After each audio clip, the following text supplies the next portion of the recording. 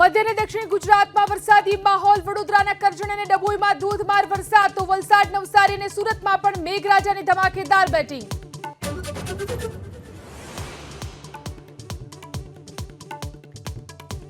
અમદાવાદમાં સ્કૂલ વાહન ચાલકોની સમેટાઈ હડતાલ। પાસિંગની પ્રક્રિયા માટે વાહન ચાલકોને 45 થી 60 દિવસનો અપાયો સમય। આરટીઓ નિયમોમાં નહીં મળે કોઈ છૂટછાટ।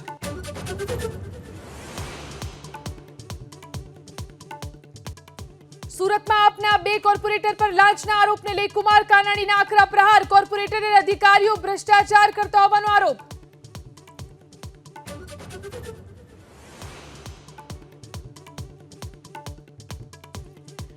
દિલ્હીમાં દિવસ કરતા રાત્રિના સમયે મહત્તમ તાપમાનમાં વધારો। મંગળવારે રાત્રે નોંધાયું 35.2 ડિગ્રી તાપમાન। 13 વર્ષનો તૂટ્યો રેકોર્ડ।